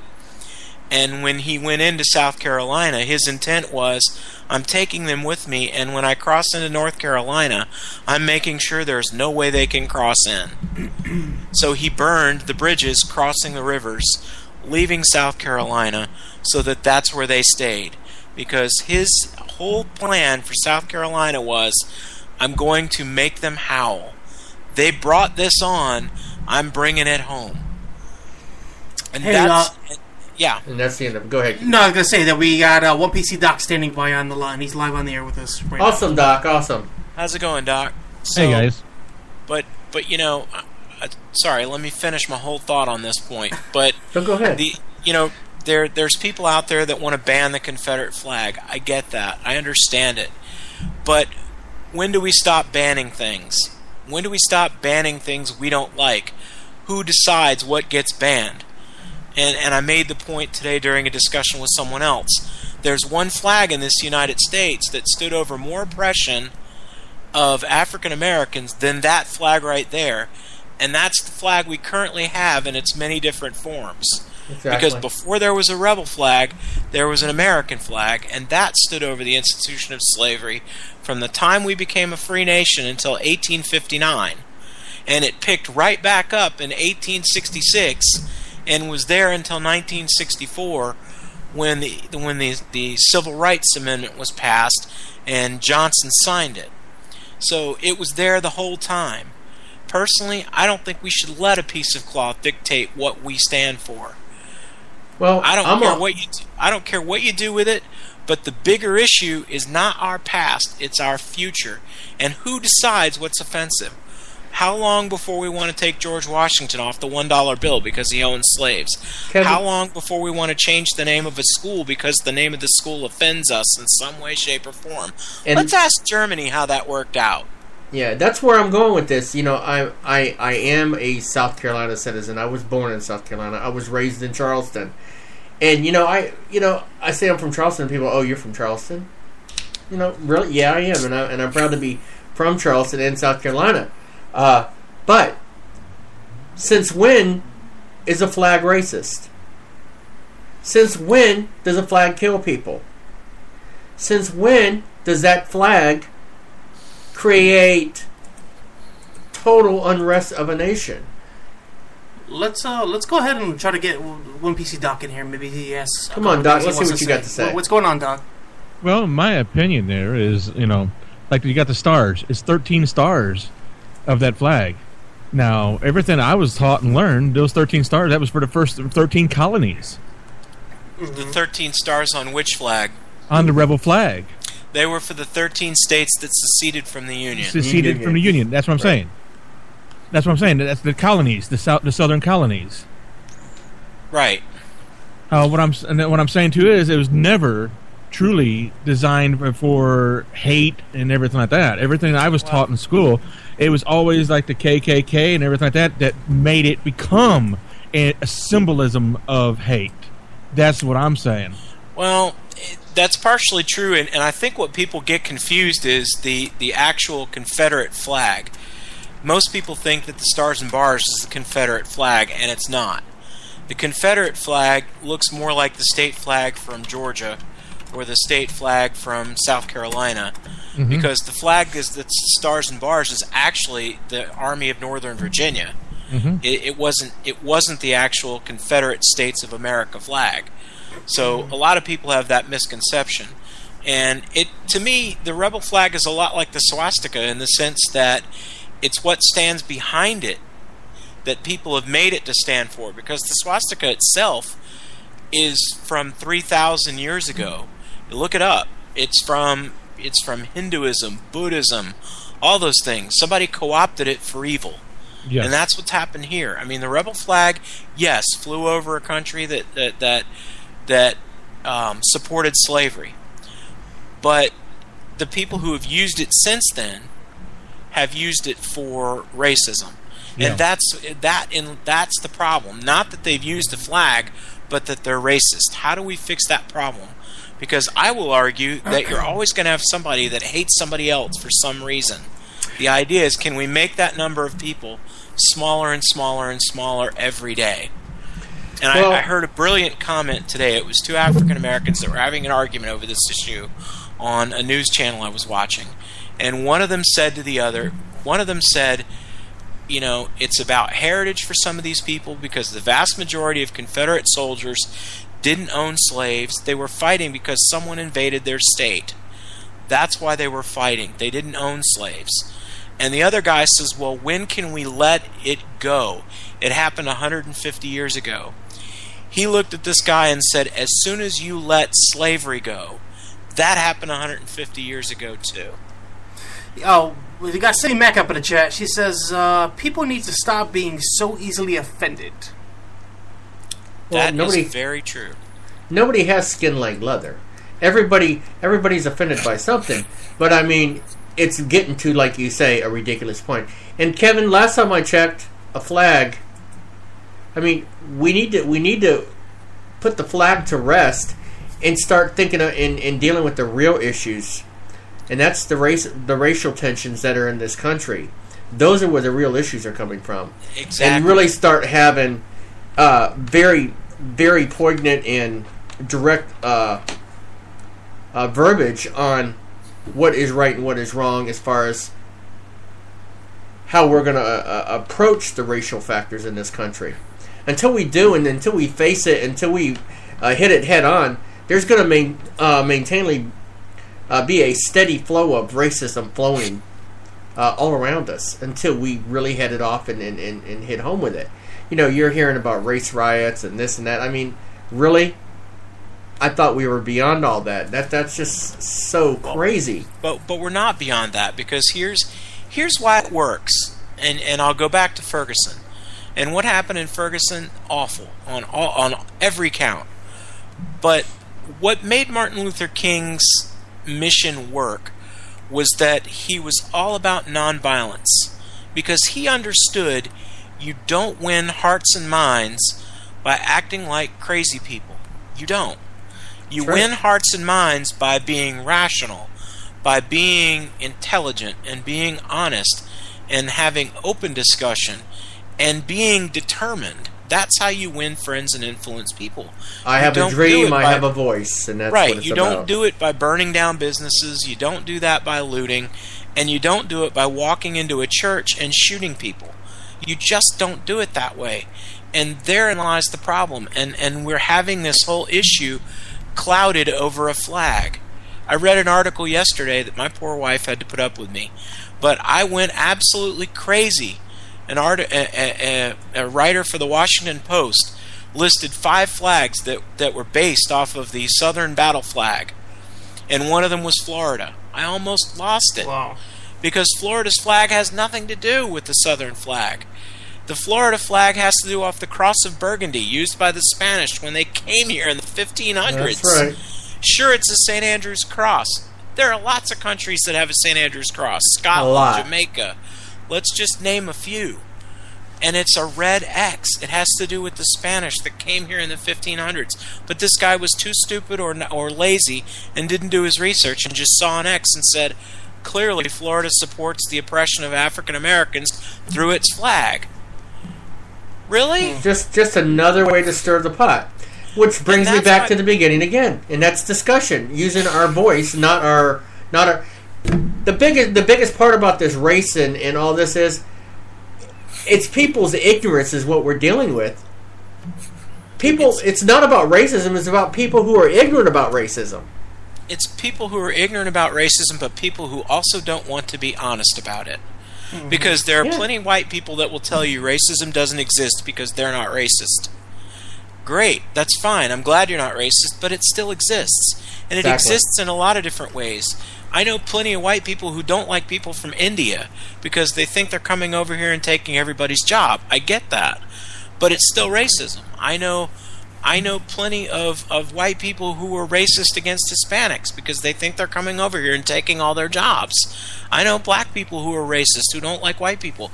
It happens all the way around. The point is, how do we stop it?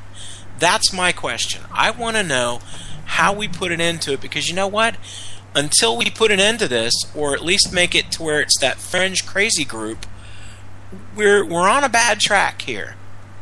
Well, we're still relatively young in our infancy as a country too, and you have to think back where all countries went and how many centuries ahead of us they are, and what they went through in their growing pains as a country. And we're at that infancy state where we're going through the growing pains that they went through, that they've already overcome, or they still haven't overcome. You know what I'm saying? And we're also going through one thing that's unique to the United States is that we are an open country. We're a country that we take in you're tired, you're poor, you're hungry, you're wet, or whatever the Statue of Liberty says. We will take you in, and we will provide you the opportunity to make it in life. I mean, I look at Shad Khan, comes here with $13, and now's a billionaire, owns a yacht and the Jaguars. I mean, you can do it. The point is, you have to be willing to do it. And as I said last night at dinner, racism doesn't start with a flag. It doesn't start with a hate group. It starts at home. It starts around the dinner table. It starts with what our kids are hearing their parents say. It starts by meeting people in society who aren't that bright and don't get it because they see a black person on TV who murdered somebody, so suddenly every black is a thug. They see a white guy convicted of child molestation and they think every white person is a child molester. I mean, seriously, this is where we've gone wrong. It's painting with that big, broad brush. So, what PC Doc? What do you have to say on the subject? Because I know you was calling in to share some thoughts. So we definitely want to get you up on the air to see what you have to say about everything. Well, my opinion is we need more understanding. Parents need to be talking to their children, in my opinion. There need to be more communication to show the rights and wrongs nowadays. And, to speak to the people. Because, and we need more love. We need more love and hugs out here because, it's just compassion. People need more compassion in this country, in my opinion. So let me ask you, Doc. So you said we need to sit down, we need to talk to our kids, but overall, this generation of kids, I'll be honest with you, they're stubborn as all shit. You can talk, to them, and it goes through one ear and out the other. How do you communicate with a child or a teen who doesn't want to listen? Well, my father brought me up, I can say, and I think the biggest thing of our moral of our stuff is, I'll say, is the government needs to stay out of our life of our families. Yeah, I agree with that. Because when I did something wrong, I'm sorry, my butt got whooped. If I went to school and got in trouble, my butt got whooped. I know that I should not do this wrong. He raised me right. Yeah, exactly. But these days, you can't lay an old school asshole on a child. You can't do that. And they know that. That's the thing. The kids know that. I think even more importantly than talking to your kids, it's living by example. Yes. Because kids do what they see. They're very much monkey see, monkey do. Monkey do. Especially early on in their life, you know? I mean, how do you think they learn to do what they do? They learn it by watching you. They learn it by watching what you do and absorbing it like a sponge. And it comes out when you squeeze them. All that stuff comes out, and as they grow up, they get squeezed, and that personality comes out of them. And a lot of times when I met with parents, I'm like, gotcha, I know where the kid got it from. Yep. And that's what it is. But the media today has made it something else.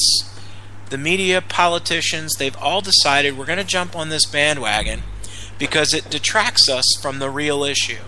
It takes us away from what the real problem is. And that's all this flag debate is about, is to take us away from what the real issue is. Because no one wants to deal with the real issue because it's hard. My question that I posted on Facebook to people today on another post was, what will taking that flag down fix? Absolutely what will it nothing. fix? Not a bit. Nothing. Nothing at all. Not a single thing. Is it going to make some kid somewhere feel better about himself and decide to turn things around and not be a knucklehead and walk into a church? No. So and shoot people. So let me ask you, Kevin. So we're talking about the rebel flag, right? So what do you say when it comes to the American flag? It's a whole different story. Let's just say somebody stepped in, burned the American flag or stepped on the American flag. Then it's a whole different story. Now, I'm going to get in trouble for this one, and I know it. I'm going to hear about it. I already know I will hear about this. My thought is that I may not agree with what you say or what you do, but I will defend to the death your right to do it, because that's what this country was founded on. Do I agree with people burning the American flag and stepping on it? No, I don't, because I know what it stands for to me. But you know what? We have freedom of speech and expression in this United States for a reason. And if that's what you feel like doing to express yourself, there are tens of thousands of Americans who've died so that you can have the right to do that. Because when you start taking away people's freedom to express themselves, you're not very far away from where Germany ended up in the 1930s. Well, I think our flag should still be... because if our flag is burned or whatever have you, it's considered a crime. You go to jail. And I think it should remain that way. I don't think the flag, last time I checked, did anything to anybody. You don't tread on what we stand for. Meaning, you don't step on the flag, you don't burn the flag, you don't desecrate the flag. You burn the flag only when it's tattered, and so on. You dispose of the flag properly. I get that, but my point is that you and we had this conversation last night over dinner, which is, again, I may not agree with what you do or what you say, but I'll defend to the death your right to do it. I may not talk to you ever again, and I may post on Facebook that you're an idiot, but you know what? That's freedom of expression, and where does it end? And that's my question. Where does it end? Today we decide one thing is offensive, we get rid of it. Tomorrow it's something else. Mm-hmm. Now, here in Jacksonville, we had a high school named Nathan Bedford Forrest High. We changed the name. I agreed with changing the name because Nathan Bedford Forrest was the founder of the Ku Klux Klan. I don't think that sends the right message. I agreed with changing the name in that case. But do I think that we should change the name of every high school in America because we don't necessarily like who it's named after? I mean, Thomas Jefferson owned slaves. Do we want to change Thomas Jefferson High School outside of Washington, D.C. because of that? He was a founding father. Mm-hmm. Do we want to change that? If it offends somebody in our current climate, that's what happens. How long before our flag of the United States is a clear piece of cloth? Because it can't be all white. That might be offensive. Can't be all black. That might be offensive. It can't be a white circle on a black background. That might offend fat people, fat white people. I don't know. But what I'm saying is, how long before we end up with a clear flag because it ticks someone off? Where does it end? And that's my argument. Do I think the South? Do I think a flag in the United States sanctioned by a government should have the stars and bars on it? No, I don't think so. The state of Mississippi should change theirs. That's So not what are you freedom of saying, expression. Kevin? We should just raise the white flag? No, and what give I'm up saying. No, and surrender? that's not what I'm saying at all. What I'm saying is, where does it end? If we start banning things now because it ticks somebody off, where does it end? No, I How got you, long Kevin. before I got something you I'm hold just dear- giving you a hard time. Look at it this way. What came out of this whole Charleston thing? More gun control. Of course. More gun control issues. So how long before your constitutional right to bear arms is gone? Now, should people I don't know, own but we guns? had a run That's on. not We're up going to have a us. run on guns in the pawn shop. So Well, and that's the thing. What happens with the rebel flag? You're going to find people buying it up right and left because we brought attention to it. If we just ignore things, sometimes they go away. Sometimes they go away. But what we did was we started something now that we really didn't need to be starting. Where does it end? Ask yourself that question and think on it. Where does it end? Well, And I'll just that's leave you with a good that point. thought. Where does it end? That's a good point. It's definitely a really good point. Hey guys, we're getting ready to head out of here. Hey Doc, you have anything final you No. need to say? No, it was a real good conversation. I really liked it, and I just wanted to voice my opinion on that little things there, and I really enjoyed conversating with you guys.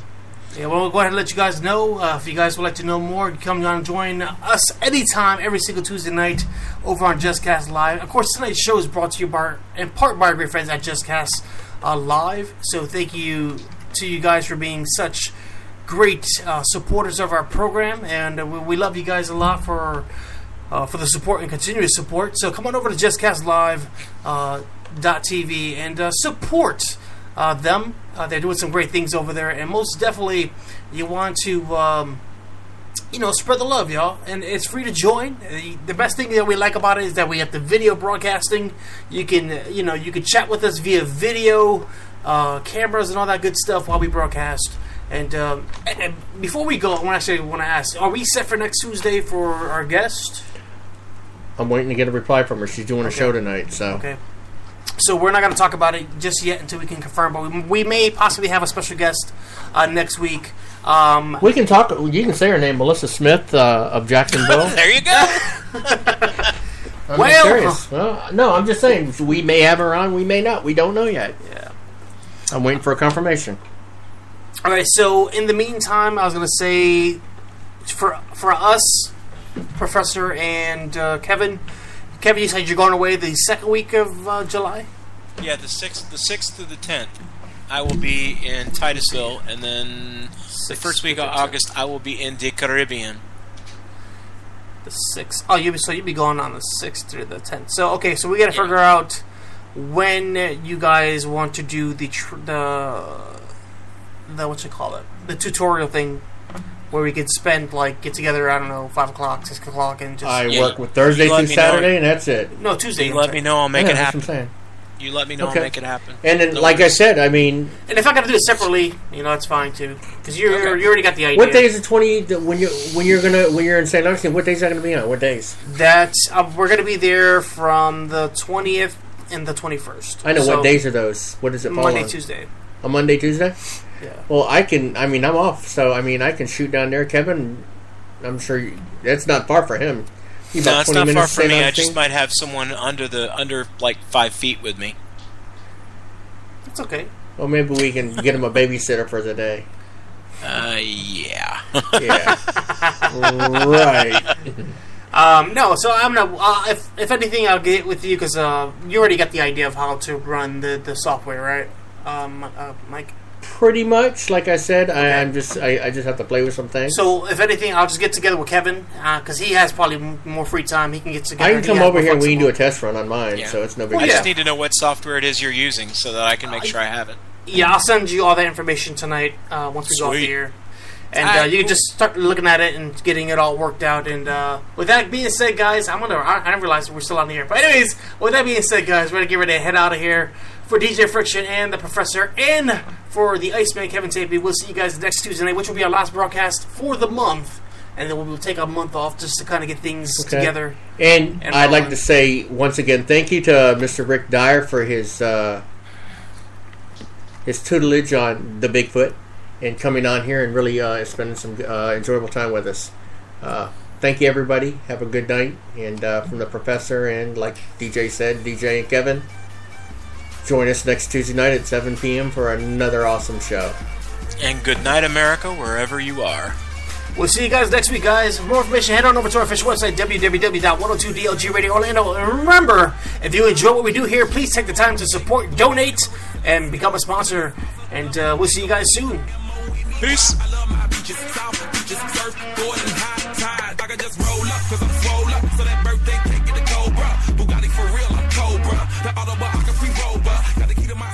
Today's show is brought to you by our great friends at Amazon.com. Hey, guys. Get all your latest gadgets, appliances, and so much more. For those special deals, head on over to our official website, www.102DLGRadioOrlando.com, and click on the Amazon icon today and get your special deals today. What's up, guys? DJ Friction here to remind you, if you really enjoy what we do here at 102.DLG Radio, take the time to support our program by going over to our official website, www.102DLGRadioOrlando.com, and donate today. That's right, son of y'all. Go on over and donate today and show your love for the show, y'all. And we'll keep doing what we do here. Much love.